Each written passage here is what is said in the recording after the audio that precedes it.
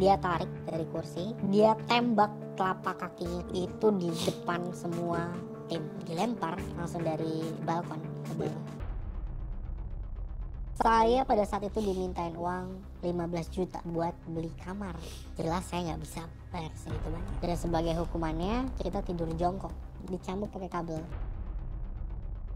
Kasus apa lo? 303. Saya operatornya. Dan itu beritanya tuh satu lapas langsung nyebar. Saya ditawarin sama foreman itu, kira-kira bisa nggak buat sistem judi biar berjalan di sini.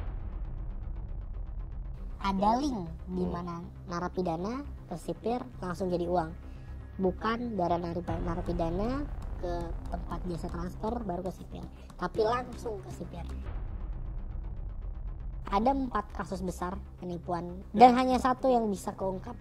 Nominalnya bahkan cuma 35 juta. Yang 120 juta nggak kecil.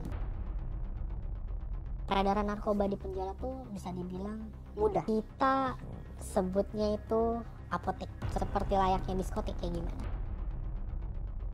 Yes, Assalamualaikum warahmatullahi wabarakatuh. Kembali lagi bersama saya Surya Utama SIP, Sarjana Ilmu Politik Universitas Indonesia di LBU Lembaga Bantuan UIA.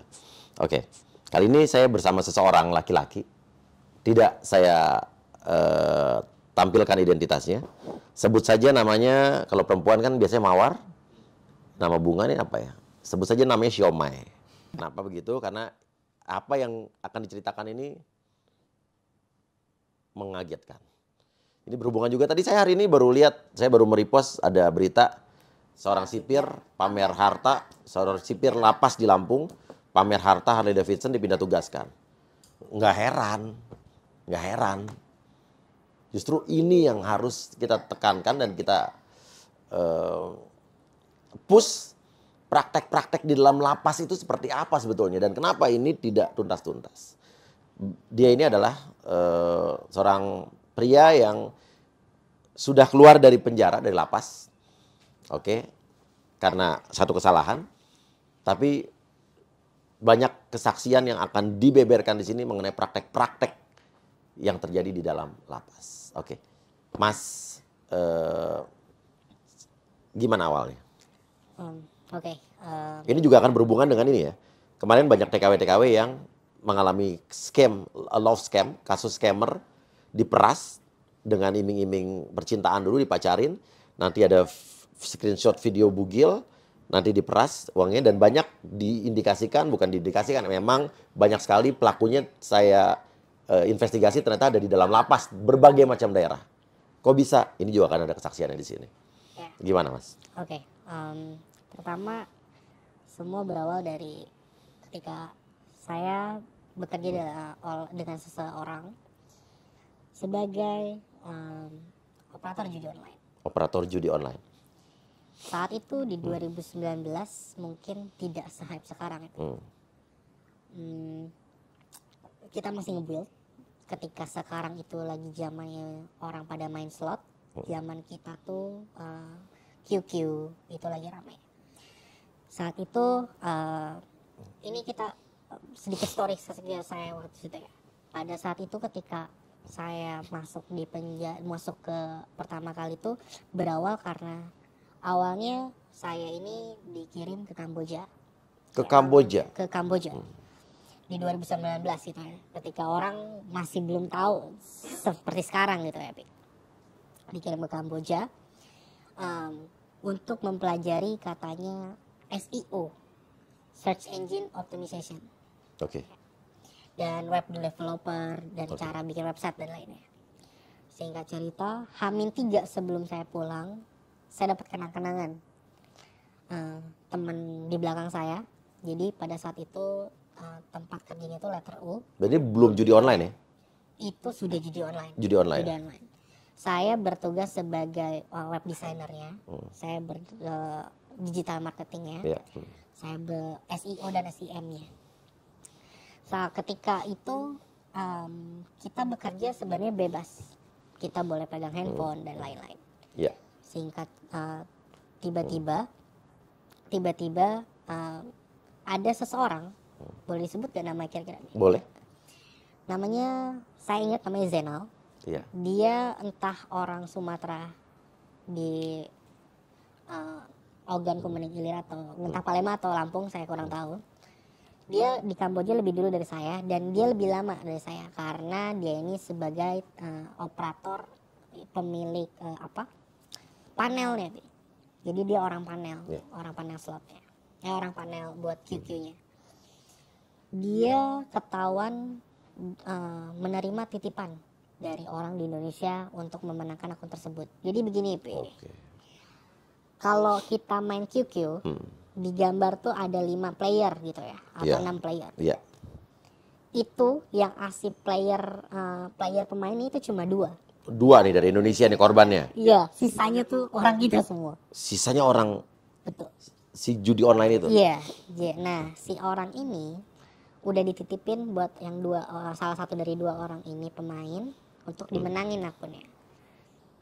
3 jam dipantau oleh atasan saya, namanya orang Indonesia berarti ya? Orang Indonesia. Tinggal di Indonesia apa di Kamboja?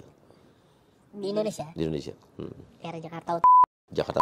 Bahkan saya masih tahu, sempat ketemu tapi saya tidak mau bertegur sapa karena saat itu di daerah circle K di sana dan sempat berpapasan tapi dia nggak sadar itu saya karena saya juga sudah berbeda gitu ya dengan pada saat di 2019 saat itu. Ketika dia menemukan Jenal melakukan itu, dia tarik Jenal dari kursi, dia tembak telapak kakinya sampai ke bawah, bocor, bolong. Itu di depan semua tim. Dan kakinya ditembak. Kakinya di telapak kakinya ini, anggap telapak kaki itu diginiin, dar sampai belok sampai belakang. Dan itu di lakban. Bukan di perban. Di lakban sampai tengah malam baru diobatin. Singkat cerita 3 hari kemudian terbanglah ke Indonesia. Kamu? Ya, pulang? Saya pulang ke Indonesia. Pulang di Indonesia, saya bertugas masih tetap menjalankan tugas saya. Saya jalankan tugas saya sebagai digital marketing dan SEO, gimana biar ada traffic ke websitenya. Terus karena bos saya saat itu adalah seseorang juga ada namanya dia tuh over PD kayak tenang, gue udah bisa pegang polisi di sini gitu ya. Ternyata Oke, ini bukan berarti. Bukan, ini atasnya sebenarnya. Iya. Bisa dibilang yang punya uangnya gitu, Pe. Boleh disebut juga? Boleh. Namanya ya. Itu dan dari situ tuh setelah kejadian itu tuh sempat kayak takut gitu ya. Cuman berjalan aja gitu ya. Dia bilang sudah dipegang polisi. Semua polisi sudah dipegang. Oke. Semua polisi sudah dipegang. Kata dia. Iya. Ternyata backingannya itu cuma sebatas di Polres. Hanya sampai situ. Oke. Polres tidak jauh. Dan di level apa? Kapolresnya. Oke. Kapolres gitu ya, pemegang di situ. Dan ternyata unit cybercrime itu dipegang langsung sama Polda Metro Jaya. Dan itu jelas bukan kekuatan dia nggak sampai sana. Lebih tinggi lagi. Betul. Kegerebek lah tuh. Bukan kegerebek, ketahuan. Website kita di blok domainnya, nggak bisa diakses, IP kita nggak bisa diakses. Ini sebelum kasus Sambo berarti? 2019. Oke. Nama dia sempat tersebut, tapi dia belum di situ. Iya. Posisinya dia belum di situ. Terus untuk setelah akhirnya dia PD, kita diliburin tuh 4 hari. Setelah diliburin 4 hari, ternyata dia ini bos saya ini bisa dibilang dia tuh cukong juga pemain gitu. Yeah. Ada punya arena judi koprok ya. Yeah. Kalau dulu sempat pernah tahu di era 2019 itu ada penggerbekan di daerah Jakarta Utara, arena judi koprok, ada 200 orang yang ditangkap dan 1 orang bunuh diri. Bunuh diri? Sebenarnya bukan bunuh diri. Tapi? Itu pemikiran pasti orang bakal berpikir macam-macam ya. Berarti tapi dia orang yang dianggap paling tahu kali ya? Iya. Oke. kalau kita sebut bunuh diri, karena dia tidak benar bunuh diri, dia bisa dibilang ditutup mulutnya dengan cara seperti itu. Dengan cara apa pada saat itu? Seolah-olah bunuh dirinya. Dilempar langsung dari balkon ke bawah. Yang melakukan adalah? Saya nggak bisa tahu siapa namanya karena setelah kejadian saya masuk pun saya tidak pernah bertanya tentang itu. Setelah itu setelah dibubarin, saya pulang ke kampung saya. Gitu ya. Ternyata saya kecium dan tetap saya dijemput ke kampung saya. Langsung saya dibawa ke ke tempat TKP. Ke Polres TKP. Bos saya datang langsung. Ini datang langsung dan dia bilang, lu nggak usah nyanyi, lu cukup bilang iya, nanti kalau kata penyidik. Jadi ada indikasi sebenarnya itu pun sudah dititipin ke penyidiknya. Diamankan. Jadi biar ceritanya tidak kemana-mana. Dia benar saja ketika lagi sama penyidik, ini kayak gini ya, ini kayak gini ya, ntar kamu kalau ditanya sama jaksa kayak gini ya. Diarahkan oleh penyidik. Betul, begitu. Di Polres Betul. Di Subdit? Krim? Di Krimsus ya. Krimsus. Karena kan sebenarnya kalau 303-nya ini kriminal umum, tapi karena online jadi Krimsus. Begitu. Nah, dari situ setelah saya udah semua berjalan, bos saya menjanjikan angin surga gitu ya. Saya ditawari uang gaji untuk orang tua saya 5 juta sebulan. Dan saya rasa ya udahlah gitu. Ternyata memang benar pada saat itu orang tua saya menerima 5 juta itu. Dan dia juga menjanjikan kalau saya tidak nyanyi nanti di lapas saya diberi kamar. Intinya makan tetap enak, dikirimin catering kayak begitu. Karena pada saya di lapas juga itu bisa. Ntar kita ceritain untuk itunya ya. Dan setelah kejadian itu akhirnya saya berusaha untuk tidak nyanyi. Gitu ya. Karena dititipin untuk diem aja. Iya. Tidak bercerita tuh. Tapi setelah hampir 3 bulan saya ditahan di Polres, itu tuh saya tidak menerima lagi uangnya, ngerti gak sih? Jadi yang dijanji setiap bulan itu tidak ada. Orang tua saya nggak terima itu, cuma sekali itu doang. Dan di situ saya mulai kepikiran kayak apa mungkin saya dibohongin? Gitu. Akhirnya saya penyidik tuh sempat bercerita ke saya, lo ada informasi lain apa enggak, mau ikut JC atau enggak, Justice Kolaborator. Betul. Tapi saya jujur langsung belak-belakan ke penyidik pada saat itu buat bilang, jika saya ngebuka apakah saya akan aman, apa keuntungannya buat saya gitu ya. Ternyata penyidik ngasih tahu kalau saya hukumannya bisa dipotong. Dan untuk justice kolaborator pada saat itu mungkin saya tidak mengetahui tentang LPSK kayak gitu ya pada saat itu, tapi mungkin pakai, tapi saya nggak tahu. Yang jelas saya ngerasa kayak penyidiknya pun mengamankan saya karena JC ini bisa dibilang kayak di bawah kertas deh. Kayak jadi bos saya ini tuh nggak tahu kalau saya ikutan JC. Jadi setelah masuk udah 3 bulan saya diterbangin ke lapas. Saya di lapas tuh ada istilah namanya OT baru. OT baru, apa itu? Atau kalau enggak biasa kita sebut kijang baru. Oke, anak-anak baru masuk. Anak baru masuk. Dijual biasanya? Dijual ya. Jadi pada saat itu turun tuh dari Polsek, Polres ke lapas itu sekitar 30-40 orang. Okay.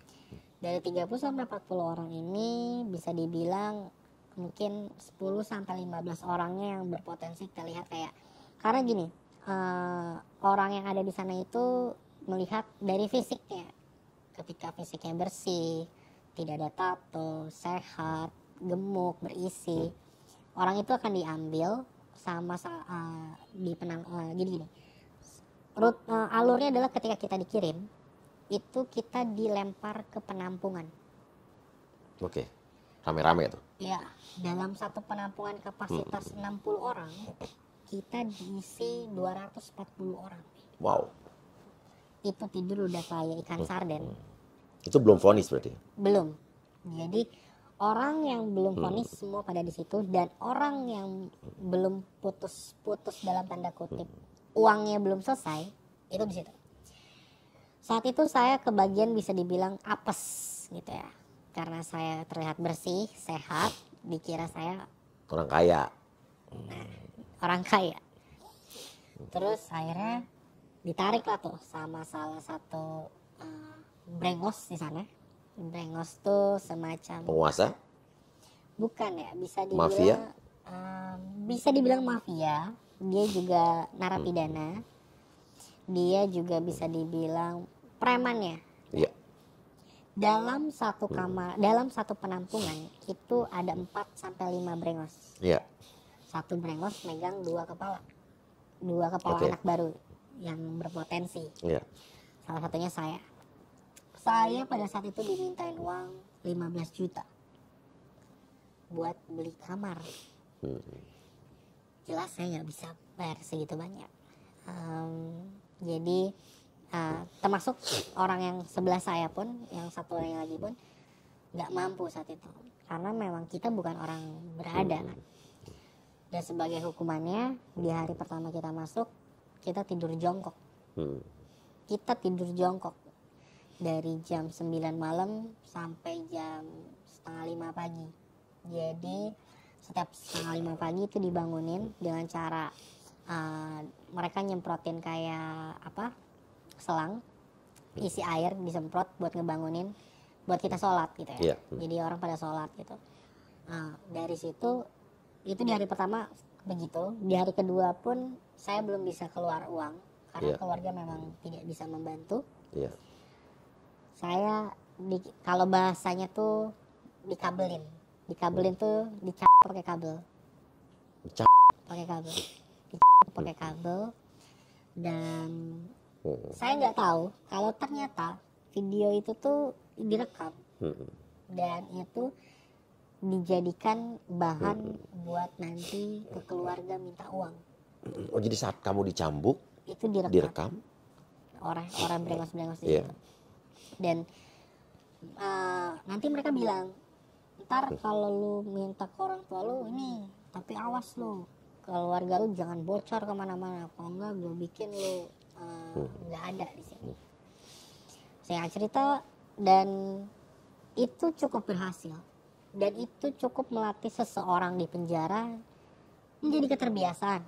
Ketika perlu uang, mereka melakukan itu. Mereka melakukan intimidasi ke keluarga dengan cara seperti itu.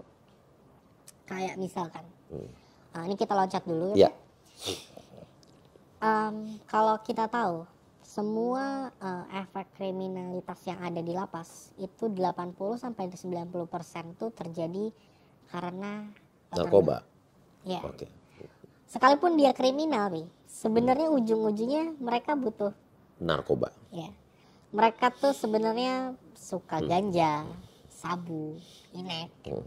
Mereka maling, mereka melakukan kejahatan apapun demi narkoba.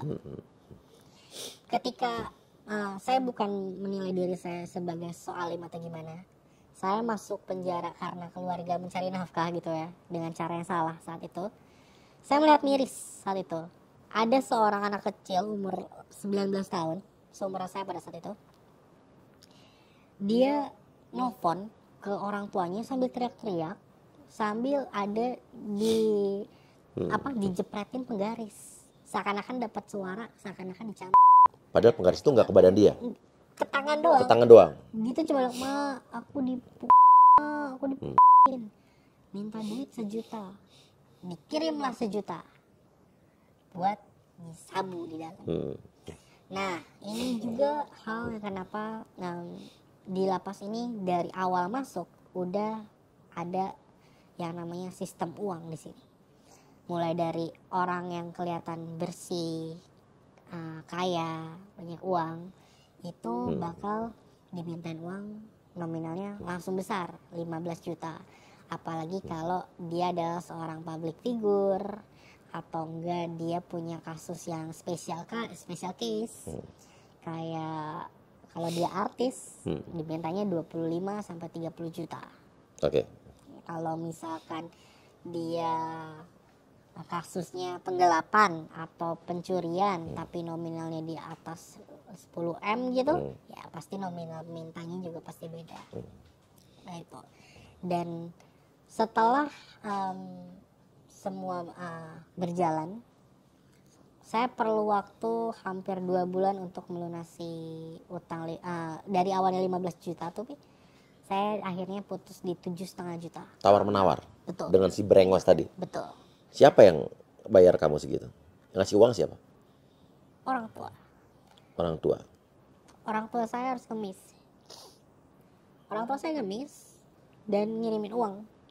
Cuma demi anaknya bisa selamat di dalam. Ngemis tuh jadi pengemis Jadi pengemis. di pinggir jalan, Di pinggir mengemis, the real mengemis. Itu dia mengemis. Dan hati saya hancur ketika orang tua saya diambil sama dinas sosial.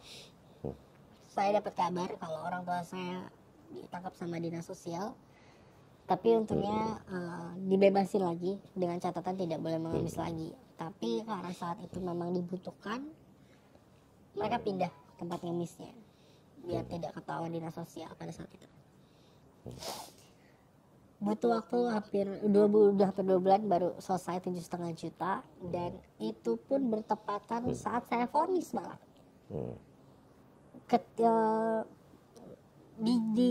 Di apa? Dan ini pun maaf kalau maju mundur ya, Pak. Ya nggak apa-apa, saya ngerti. Jadi ketika saya masuk ke lapas pun itu pertama kali baru kita ketemu sama jaksa kan. Jaksa pun saya rasa udah ada titipan. Karena jaksa tidak bertanya banyak hal ke saya. Ini kayak gini ya, ya ini kayak gini ya, ya ini kayak gini ya, ya. Jadi kayak rasanya oh memang udah ada titipan. Semua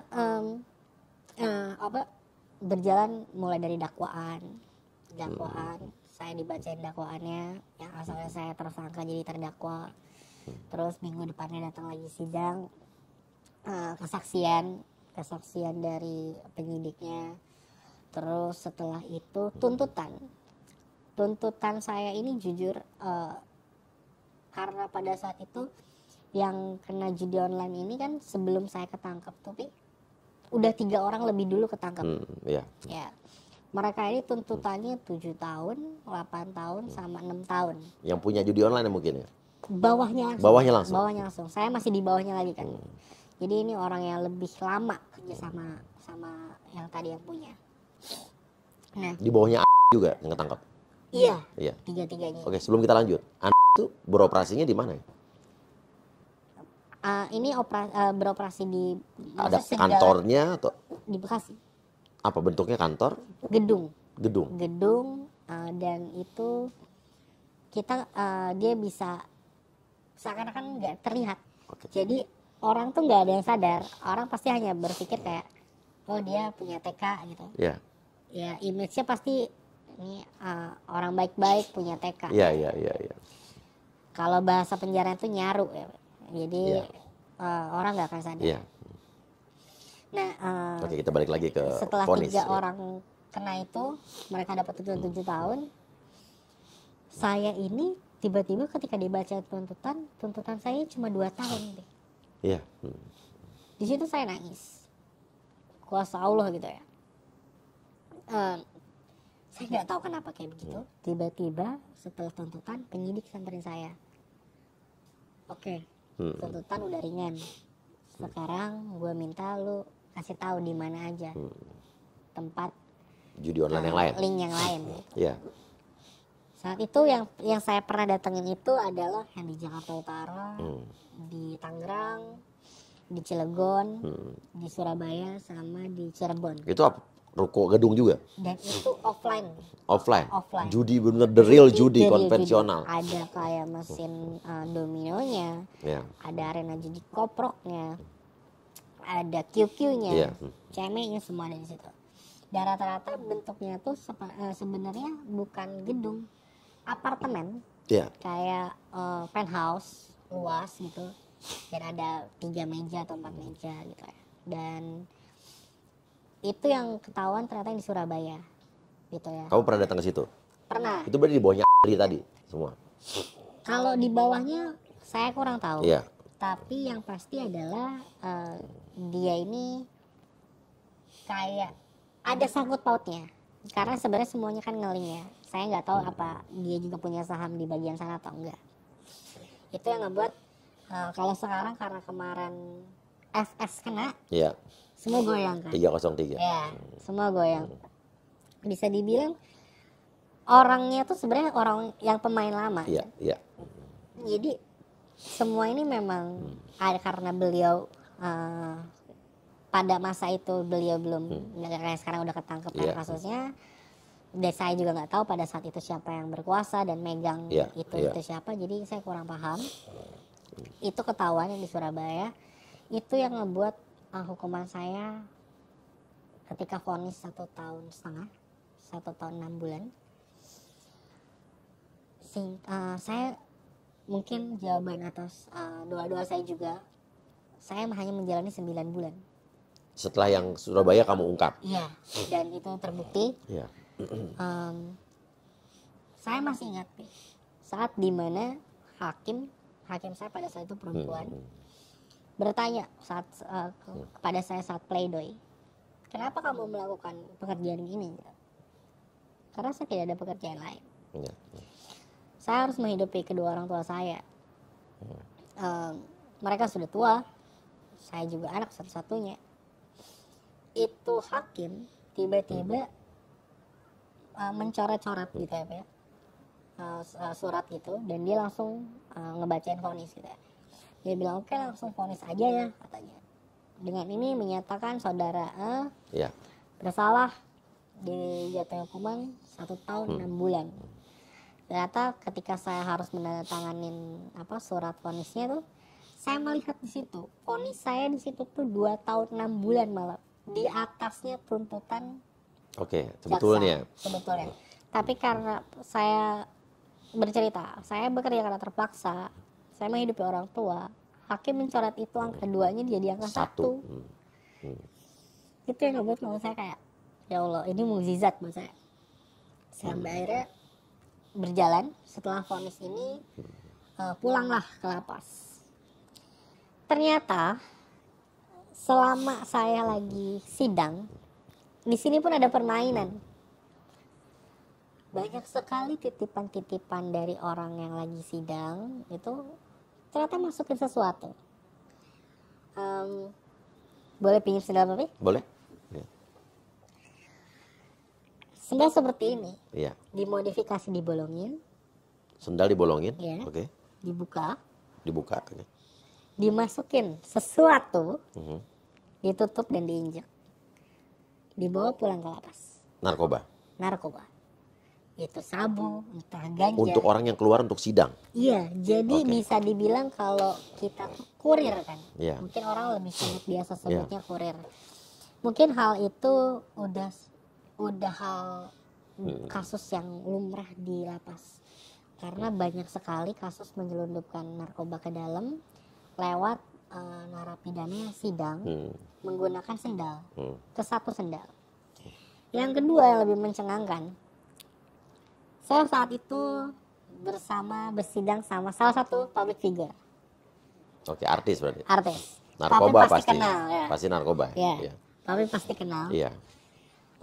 R inisial? Ya. Oke, iya, iya. Dan ternyata dia ini dititipin makanan dari luar, terus dikasih ke dia. Ada tahu goreng, ada tempe, ada ayam gitu.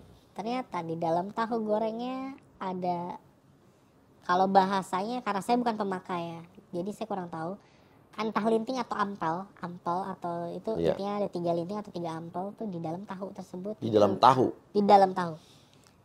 Ganja. Iya, iya. Dan karena dia ini public figure, ketika pulang ke lapas itu tidak ada body checking. Oh, dari sidang tuh pulang Iya, lapas. itu langsung masuk kamar. Berbeda dengan orang-orang kayak kita yang disuruh turunin celana, bahkan telanjangin Iya. celananya, disuruh jongkok. Iya. Jadi masuk tuh di body checking semuanya. Saat itu. Setelah itu, jadi dari sidangnya saja pun sudah ada permainan. Iya. Dari situ, pas lagi sidang tuh udah ada permainan. Terus setelah vonis kita udah nggak bisa keluar lagi, kita udah tinggal menjalani masa hukuman. Saya turun blok. Turun blok. Ya. Bukan di penampungan lagi. Bukan. Oke. Kalau di penampungan kita 24 jam nggak boleh keluar. Tapi kalau udah turun blok, kita ada jam keluar di jam pagi, jam 7 pagi pas apel. Terus masuk lagi jam 5 sore pas apel sore pulang. Pas apel sore masuk kamar. Harusnya kan bisa menghirup udara di luar gitu ya. Betul. Kalau yang di penampungan nggak bisa. Nggak bisa. Di dalam terus. Terus. Nah, setelah itu turun blok. Turun blok ini itu beruntungnya adalah saya ini masukin gedung baru. Gedung baru ini kosong. Iya. Tidak ada penghuninya. Iya.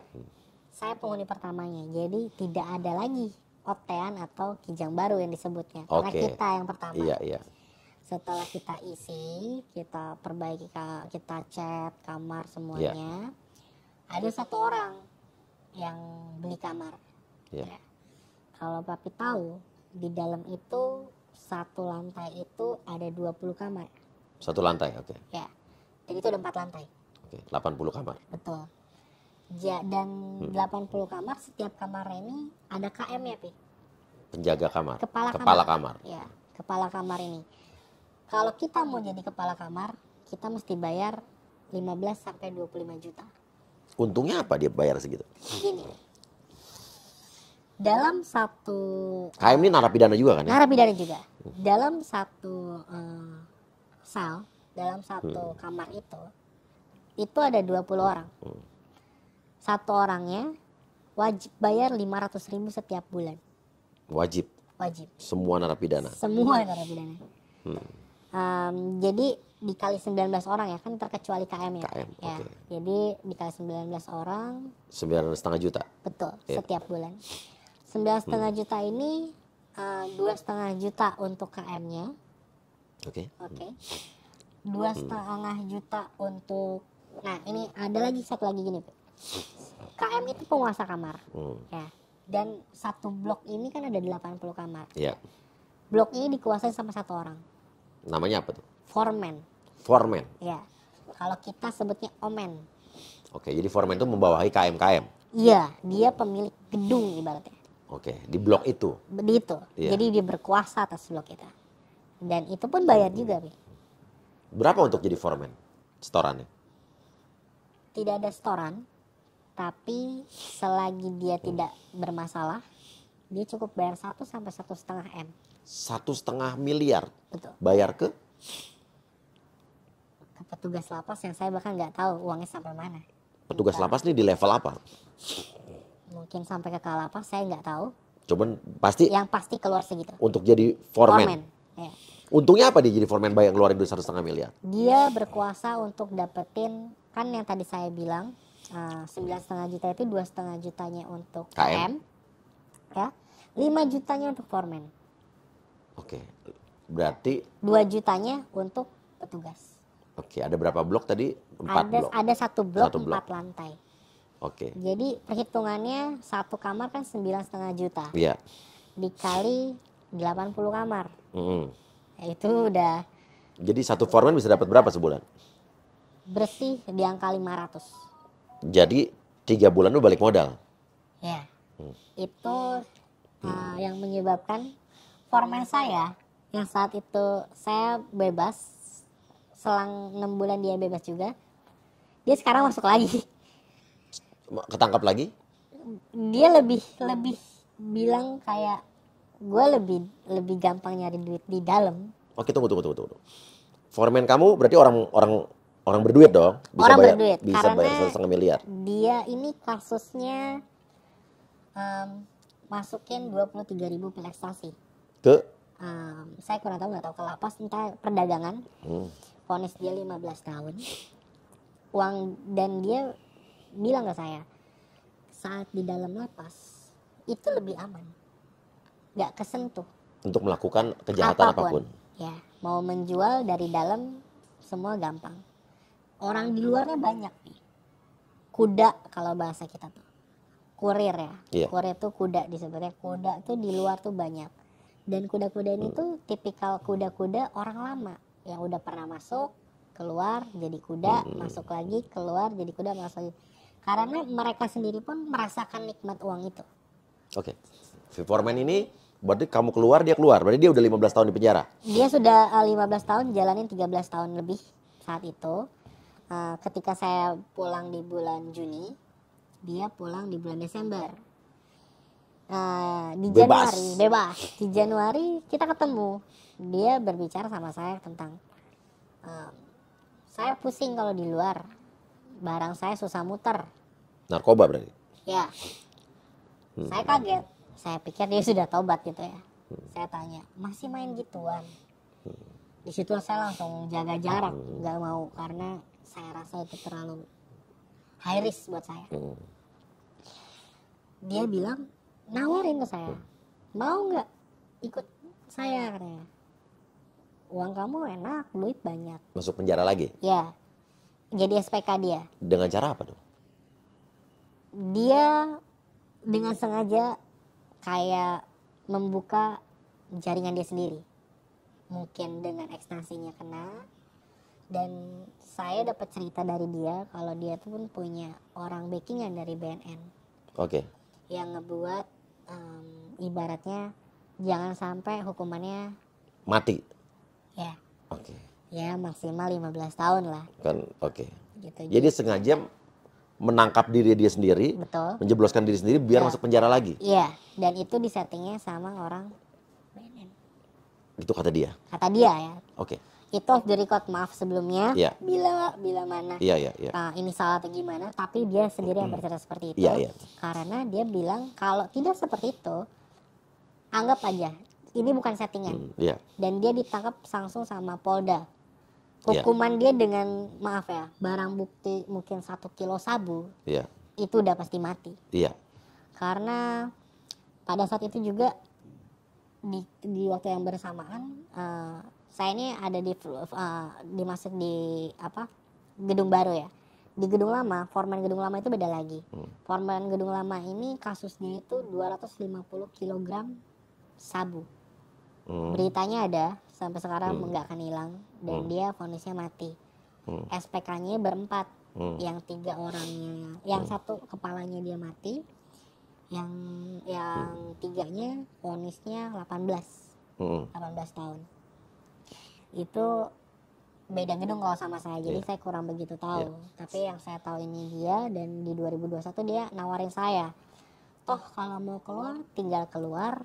Dia bilang begitu. Di sini dapat fakta baru lagi. Selama saya waktu pas di penjara, saya sekamar sama dia. Dia ini siapa? Foreman. Foreman yang Ya, sebelumnya saya nggak di foreman. oke.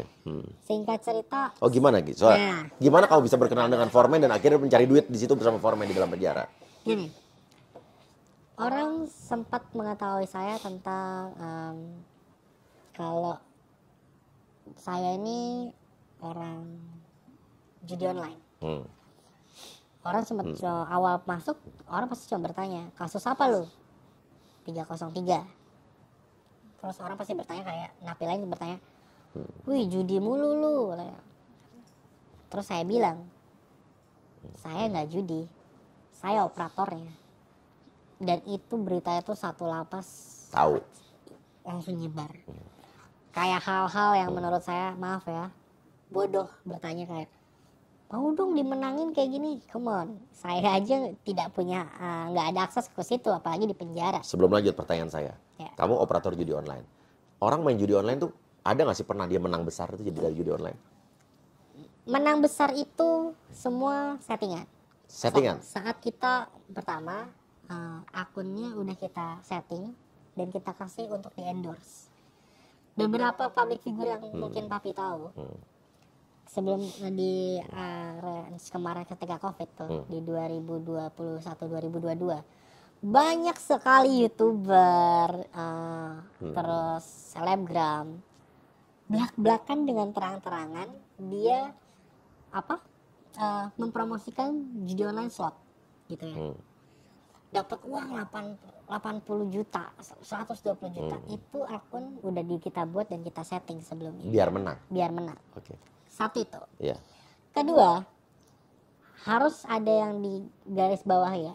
Judi bisa mendapatkan uang, tapi judi tidak akan bisa ngebuat kaya. Oke, ngerti. Itu Mutlak. Malah yang bikin miskin banyak.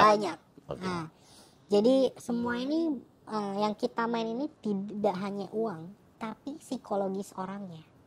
Dengan cara dia bermain pun kita bisa tahu orang ini sedang lagi ibaratnya lagi nafsu atau gimana. Kita bisa kasih menang terus tuh. Iya.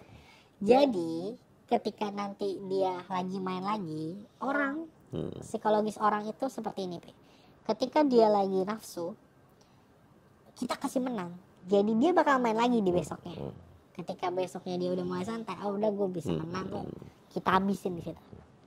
Yang tidak akan ada profit, ibaratnya sekalipun profit hitungannya kayak cuma plus 100.000 atau plus 50.000. Ketika dia main terus-terusan. Yeah.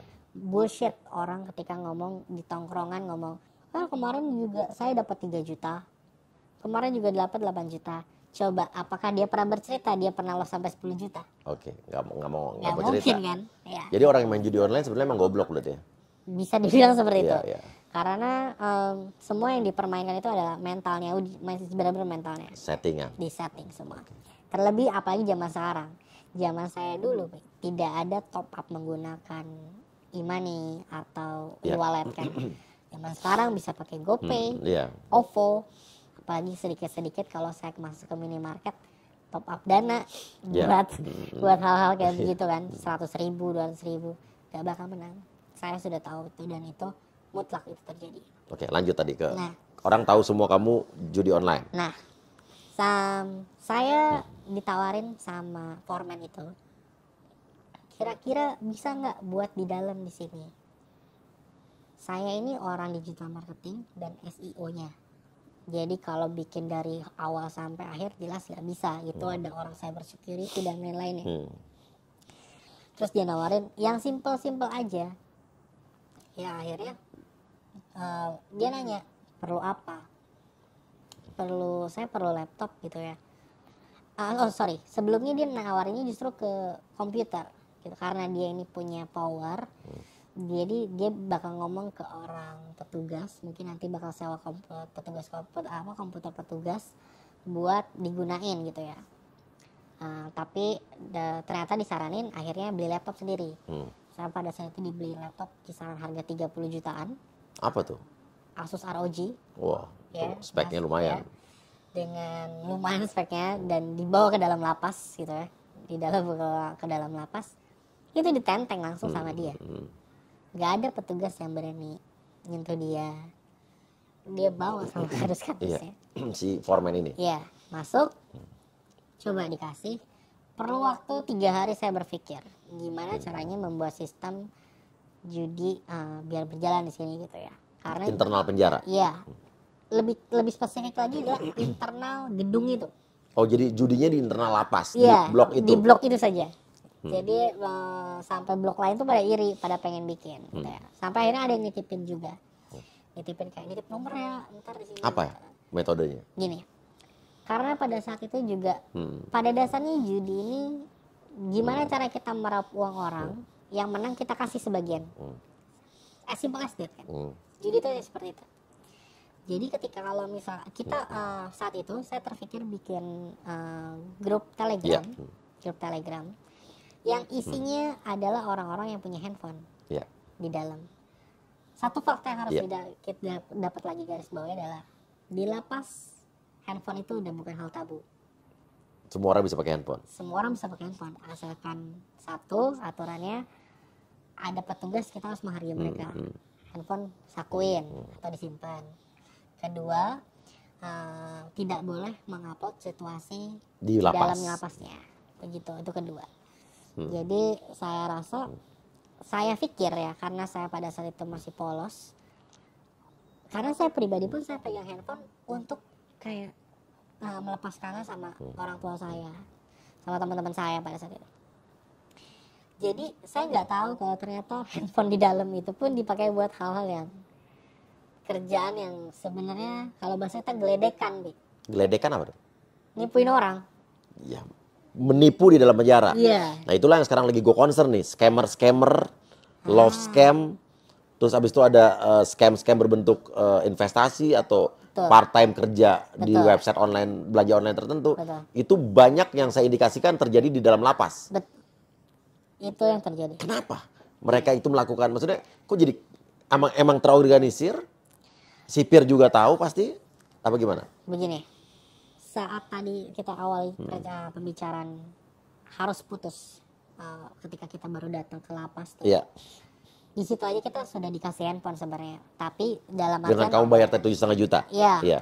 Di situ tuh handphone itu tuh buat rame-rame dan buat kepentingan seluruh orang di situ. Iya. Jadi gimana caranya itu Brengos bakal terus ngegedor kita, Pe. Ngegedor dalam artian nonjok kita, ngomelin kita, nampar kita gitu ya. Kalau nonjoknya memang bukan tipe nonjok yang emosi enggak, tapi kayak ya lumayan ya, diintimidasi ya diintimidasi gitu ya. Dan dianya kayak pokoknya harus masuk gimana pun caranya ya. Jadi kita tuh berpikir entah, kalau untungnya karena saya masih punya keluarga dan pada saat itu saya bisa dibilang sedikit pasang badan. Jadi ketika nggak dapat uang ya digedor gitu ya. Tapi kalau dapat uang ya syukur, alhamdulillah malam itu saya bisa tidur nyenyak. Jadi setiap malam ke malam itu hanya berpikir apa hari ini saya tidur nyenyak gitu. Per hari bayar 100.000? Minimal pada saat itu harus putus 15 juta. Oh yang 15 juta tadi, Iya. oke. Dan akhirnya saya cuma putus 7,5 juta karena keburu turun blok. Iya. Nah gitu. Nah sementara untuk orang yang beruntung tuh yang nggak dipegang sama Brengos itu ditagihkan 1 juta seorang. Dan kalau misalnya nggak putus ya udah mereka tidur jongkok sampai mereka bisa tidur rebahan. Oke. Tidur rebahannya pas siang ketika orang lagi pada duduk ngobrol mereka tidur. Sipir tahu nih soal ini. Justru sipir yang ngepus harus putus. Gimana? Misal di dalam penampungan ini ada 5 Brengos. Dari 5 Brengos ini ada 1 KM gitu ya. Sipir bakal ngepusnya ke KM. Gimana nih? Kok nggak putus-putus? Padahal banyak kijang baru. Kok nggak pindah-pindah gitu ya. Karena tujuan mereka adalah kijang baru yang berpotensi ini bisa beli kamar. Gitu loh. Dengan beli kamar mereka dapat pasanan dari situ. Kalau saya sempat dapat info, proses jual beli kamar ini memang tidak sampai ke lapas gitu ya. Tapi sampai sipir, KPLP atau mungkin Karupam, saya kurang paham ya. KPLP itu apa ya? KPLP itu sejenis, dia tuh kalau pada saat di tempat saya, dia bisa dibilang kayak regu tim yang isinya 5 sampai 10 orang, di atasnya sipir. Mereka ini yang punya wewenang menghukum napi ketika kita berbuat salah di dalam. Mereka yang punya wewenang masukin kita ke sel tikus. Oke. Ke sel tikus. Mereka yang punya wewenang di dalam gitu. Dan jadi mereka semua orang tunduk sama mereka. Nah jadi bisa dibilang juga kamar ini tuh untuk jual beli kamar ini setahu saya ya, tapi saya nggak tahu wallahu alam. Itu cuma putus sampai di KPLP, kecuali yang jual beli blok itu walau alam juga saya sempat dengar Kalapas pun sempat nerima. Iya. Nggak mungkin tidak menerima uang sebanyak itu. Iya. Gitu. 1,5 miliar. Betul. Ya pahit-pahitnya mungkin 100-200 juta masukan. Iya. Begitu. Meskipun ujung-ujungnya kalau di tempat saya itu KPLP yang berkuasa. Iya. Saya sempat dapat cerita beberapa lapas itu tidak KPLP yang justru yang megang. Tapi Karupam. Kepala Regu Pengamanan. Iya. Jadi yang berkuasa tuh Karupam. Kalau di beberapa lapas ya. Iya. Tapi di lapas saya itu KPLP. Singkat cerita, saya bisa bikin sebuah grup tuh di Telegram. setiap kamar itu udah pasti ada handphone minimal satu, yaitu dari KM-nya. Oke. Gitu ya. Tapi mustahil satu. Pasti di dalam itu orang yang mampu beli handphone ya beli di dalam. Kita sebutnya botol. Jadi lu punya botol gak? Artinya lu punya handphone gak? Gitu. Jadi itu handphone itu digunain untuk orang-orang yang saya pikirnya tadinya cuma buat kontak keluarga, ternyata buat usaha tipu-tipu itu. Nah, itu geledekan atau tipu-tipu ini terjadi dikarenakan memang ada intervensi dan intimidasi, entah dari, ya pasti semua berujungnya dari petugas. Iya. Karena brengos atau foreman pun tidak akan nge-push kalau petugas gak minta setoran. Oke, jadi petugas minta setoran Foreman ke foreman, Foreman nge-push KM. KM, Nah, KM nge-push ke bawahnya lagi. ke kita. Untuk cari duit di dalam Cari penjara. uang. Iya, kayak Untuk lu kasih setoran harus itu. putus setoran gope sebulan. Makanya ada usaha tipu atau Tipu, penipuan iya. yang dilakukan sama napi-napi di dalam lapas. Betul sekali. Oke, bentuk-bentuk penipuannya apa? Itu berapa persen orang yang melakukan aksi tipu-tipu itu? Mungkin 90%, dan 90% orang yang megang handphone pasti melakukan itu. Penipu. Nipu. Iya. Penipuan kecil yang ada di sana itu biasanya mereka ngejual link ke napi, itu digunakan untuk membuat akun micet. Jadi dalam satu link itu mulai dari foto yang masih pakai pakaian Iya. dan telanjang bulat. Narapidana pura-pura jadi aparatur negara, polisi, TNI, pelaut, pilot, dipacarin lah tuh. Di para TKW ini bisa dibilang mereka cuma sebatas tahu dunia digital, ya sebatas menggunakan. Iya. Nah, sementara penipu-penipu yang ada di dalam itu menggunakan itu sebagai celahnya. 100.000 aja orang bisa ngedot sabu kalau di penjara. Iya. Pasal 127 dibelokin ke rehab. Proses itu sekarang ini diperjualbelikan. Kartu Avanza buat berubah pasal itu doang. Siapa yang manage itu di apotek itu? Yang punya modal foreman. Yang manage ini ada sipir, dan setorannya lagi ada tangan KPLP di situ. Tuhan jaga kita semua. Kuatkan kami dari cobaan.